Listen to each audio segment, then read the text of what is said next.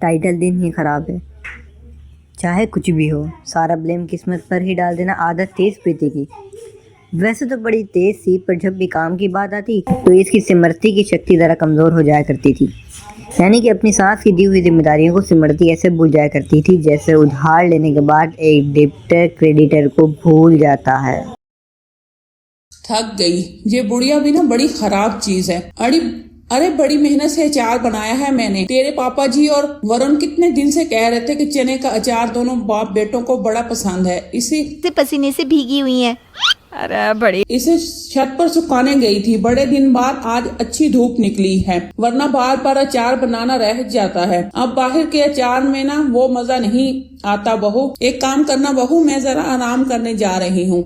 समय से अचार को छत से उतार लेना, कहीं अचानक मौसम बदल गया तो अचार खराब ना हो जाए। मम्मी जी आप भी ना बेकार में टेंशन लेती है। आप आराम से सोने जाइए, बाकी मैं देख लूंगी। इनफैक्ट आपको तो अचार बनाने की जरूरत ही नहीं थी, मुझे बोल दिया होता मैं कर देती। अरे तू बस अचार उतार लाना, वही मेरे लिए बहुत है। बहू उतार कर ले आएगी ना। हाँ मम्मी जी। नीलिमा अपने कमरे में आराम करने चली जाती है और स्मृति आराम से सोफे पर बैठकर बिग बॉस देखने लगती है। बस जल्दी से बिग बॉस का नया पार्ट आ जाए। ये पुराने एपिसोड को रिपीटेडली देख देख कर मैं तो बोर होने लगी हूँ। फिर भी मज़े बड़े आते हैं। स्मृति आराम से टीवी देख रही थी। इसमें ना आजकल कभी भी अपना रूप बदल लेता है, पर अच्छा ही है, बारिश के भी अपने ही मज़े हैं। एक काम करती हूँ, पकोड़े बना लेती हूँ। छत पर रखे चने के अचार को भूलकर सुमित्री जी आराम से रसोई में जाकर अपने लिए पकोड़े बनाना शुरू कर देती है। ला ला ला ला ला ला ला ला। पता नहीं ऐसा क्यों लग रहा है कि मानो मैं कुछ बोल रही हूँ।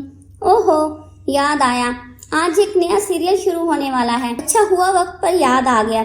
जल्दी से पकोड़े बना लेती हूँ, फिर बैठकर आराम से देखूंगी।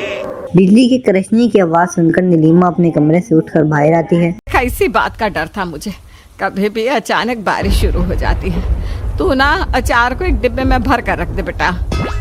क्या अचार? क्या अचार? वो तो छत पर ही रह गया। क्या?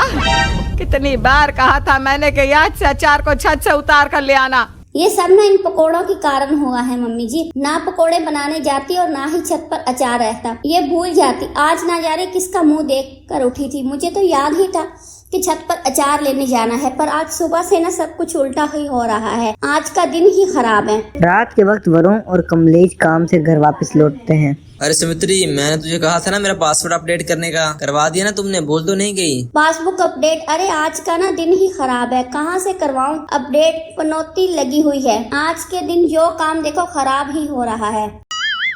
मतलब तुम भूल गई? अरे यार सुमित्री, एक काम तो बोला था मैंने तुम्हें। अच्छा, अभी काम से आए हो, खाना वाना खा लो, उसके बाद इन मसलों पर बात कर लेना। वैसे भी आज तेरी मम्मी ने हम दोनों के पसंद के चने का अचार बनाया है। आज इसी अचार के साथ पराठे खाएंगे। नहीं बन पाया अचार, बनता भी कैसे जी? आज तो दिन ही खराब है ना। अचार तो बर्बाद हो गया। कम से कम तेरे पापा जी दाल ही खा ले। इसके पसंद की जौं की दाल बनाकर मैं इसके पसंद की जौं की दाल बनाकर मैंने रखी है। जा ले आ अंदर से। दाल का पतीला लिए अपने ससुर जी के पास पहुंचती है। कटोरी इधर कीजिए पापा जी, मैं डायरेक्ट कटोरी में ही डाल देती हूँ। अरे बहू। पर सुमित्री कहाँ किसी की सुनने वाली। वो तो सीधा बड़े से पतीले से ही अपने ससुर जी के लिए अपने ससुर जी की प्लेट में रखी कटोरी में दाल डालने लगती है और पूरा का पूरा पतीला ही अपने ससुर जी पर उलट देती है। ओ गॉड, ये क्या हो गया? आज ना दिन खराब है। अब तो आप समझ ही गए होंगे स्मृति का दिन किस तरह खराब होता है। अपने ही गलत ढंग से किए हुए काम को स्मृति दिन ही खराब नाम भी दिया करता। अब धीरे धीरे यही इसका तकिया कलाम बन जाता है। शॉपिंग से लौटने के बाद मिलती है अपनी डिफेक्टरी साड़ी देखती है और अपनी फ्रेंड को कॉल करके कहती है, देख ली ना मेरी किस्मत ने है। हम दोनों एक साथ शॉपिंग पर गए थे और तेरी बिल्कुल चकाचक निकली और मेरी कैसे डिफेक्टिव है। स्मृति तूने खुद सस्ती की देखकर 250 रुपये वाली साड़ी ली है तो डिफेक्टिव तो होगी ना।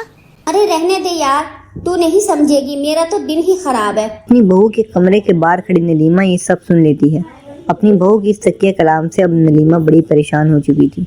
अब तो कुछ ज्यादा ही हो रहा है, आप इसे ठीक करना ही पड़ेगा। नीलिमा के साथ साथ वरु और कमलेश मिलकर ही ठान लेते हैं कि अब सिमरती की सूरत ठीक करके ही रहेंगे।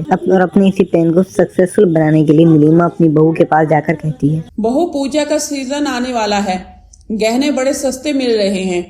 एक काम कर, आज शाम मेरे साथ ज्वेलरी शॉप पर चल, हम दोनों अपने लिए गहने ले लेंगे। ठीक शाम 5 बजे, याद रहेगा ना बहू? ठीक शाम 5 बजे। हाँ मम्मी जी, बिल्कुल याद रहेगा, क्यों नहीं रहेगा। हर काम को भूल जाने वाली सिमरती ये नहीं भूलती कि आज 5 बजे इसे शॉपिंग पर जाना है और तैयार होकर उस समय पर अपनी सास के पास जाकर कहती है, 5 बज गए मम्मी जी, चलिए हम शॉपिंग पर जाना था ना। अच्छा हाँ, एक कप चाय पिला दे बहू, फिर चलते हैं। नीलिमा के लिए चाय बनाने सुमरती फौरन रसोई में जाती है। आज तो तेरा दिन खराब करके ही रहूंगी मैं बहू। जैसे ही सुमरती किचन में जाती है, नीलिमा फौरन घर से निकल जाती है। सुमरती चाय लेकर जब हॉल में आती है, ये मम्मी से कहाँ चली गई? आज तो सही में दिन ही खराब हो गया, लगता है मुझे छोड़कर चली गई है। नहीं, मुझे भी तो ज्वेलरी लेनी है। सिमरती फौरन ही मार्केट निकल जाती है और एक ज्वेलरी शॉप में अपनी सास को ढूंढ। ढीला डाला ससुराल। मनोज अपनी बीवी सुजाता और अपने बेटे अमन के साथ रहता था। मनोज दुकान से घर आता है और चलाते हुए कहता है, मैंने तुझे फोन किया था अमन, तूने मेरा फोन क्यों नहीं उठाया? फोन किया तुझे इसलिए दिया है कि फोन रख के कहीं भी भूल जाओ और अपने बाप का फोन ना उठाओ। तो पापा वो बाथरूम में गया था ना, तो मुझे पता ही नहीं चला कब आपका फोन आया। मैंने जैसे ही देखा कि आपका फोन आया था, मैं तुरंत ही फोन करने के लिए जा रहा था, लेकिन तभी आप घर पर आ गए। जैसी माँ वैसा बेटा, ये तू बहाने बनाती ही थी, अब तू भी इसके साथ बनाने लग गया। देख आज जो हो गया सो हो गया, लेकिन दोबारा ना हो वरना तेरी खाल खींच दूंगा। मुझे सब बिल्कुल भी नहीं पसंद है। अरे जवान बेटा है, आप इस पर क्यों इतना चला रहे हो? गुस्से में इसने कुछ कर लिया तो हम क्या करते रह जाएंगे? इतना मत चलाया करो। और हुआ ही क्या था, वो बाथरूम गया था ना। तेरी इतनी हिम्मत कि तू मेरे आगे जुबान लड़ा रही है? तुझे पता नहीं है कि मैं क्या कर सकता हूँ? या फिर तू भूल गई है, इतने टाइम से कुछ बोला नहीं तो फायदा उठा रही है मेरी चुप का?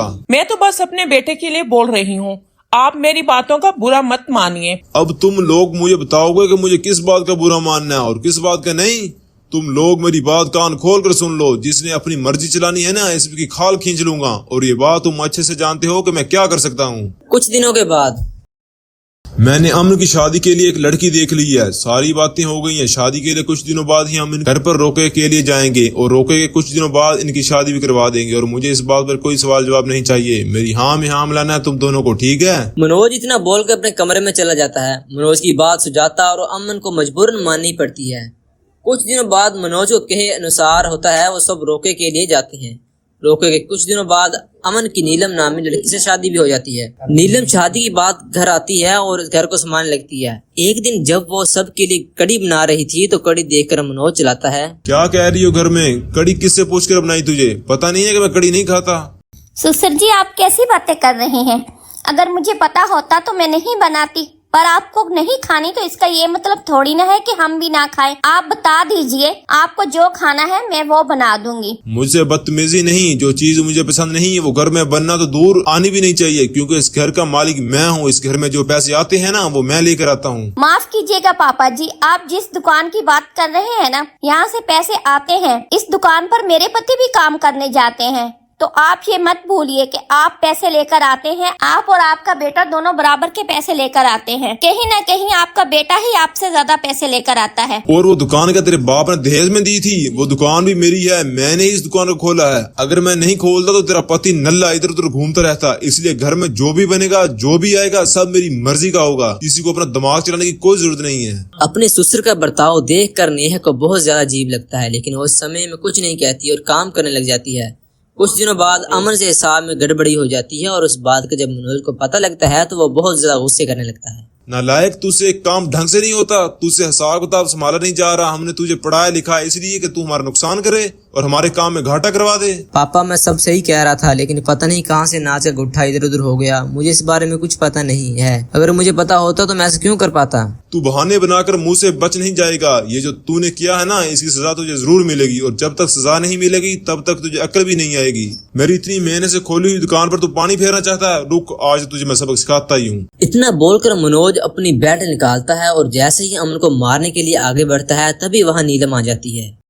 अरे अरे, ये क्या हो रहा है? आप मेरे पति को इस तरह बेल्ट से क्यों मार रहे हैं?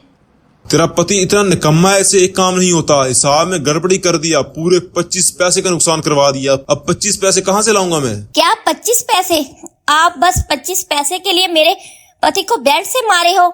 और ये सिर्फ मेरा पति नहीं, आपका बेटा भी है। आप अपने बेटे को बेल्ट से कैसे मार सकते हो? तो यहाँ आपने पति की वकालत करने आई है? अरे एक एक पैसा जोड़ता हूँ मैं, घर को मैं चलाता हूँ, दुकान को मैं चलाता हूँ, तुम लोग तो बस मेरा नुकसान ही करवाते रहते हो। और अब तुम इसकी तरफदारी कर रही हो, मतलब इस फसाद की जड़ तो तुम ही हो। तुम ही ने मेरे बेटे का दिमाग टटोल लिया और इसको अपने वश में कर लिया ताकि इसका काम में ध्यान न लगे। पापा जी, आप कुछ भी बोले जा रहे हैं, ये सब गलत है। अगर जिस घर में बच्चे ही खुश नहीं, इस घर में पैसों का नुकसान तो होगा ही ना। और मुझे नहीं लगता इस घर में आपके अलावा कोई और खुश है भी। नीलम के इतना बोलने पर भी मनोज उसकी कुछ नहीं सुनता और अमन को बेल्ट से मारकर वहां से चला जाता है। अपने घर में अपने ससुर की इतनी चलती हुई देखकर नेहा को बिल्कुल पसंद नहीं आता। कुछ दिनों बाद नेहा अपने पति और सास को समझाते हुए कहती है, ये क्या है? मैंने सोचा था मेरा ससुराल मेरे जितना ही हिम्मत वाला होगा, लेकिन ये तो इतना ढीला ससुराल है। यहाँ किसी को कोई बख्शिश नहीं, सब बस एक इंसान पर नरफिर हैं। जी बहू, ऐसा कुछ नहीं है। हम सब नरफिर हैं और हम इसलिए नरफिर हैं क्योंकि वो हमारे लिए इतना कुछ करते हैं और इनका पूरा हक है गुस्सा होने का। हमें भी तो कई बातों पर गुस्सा आ जाता है ना। इनका गुस्सा कैसे नाजायज हो?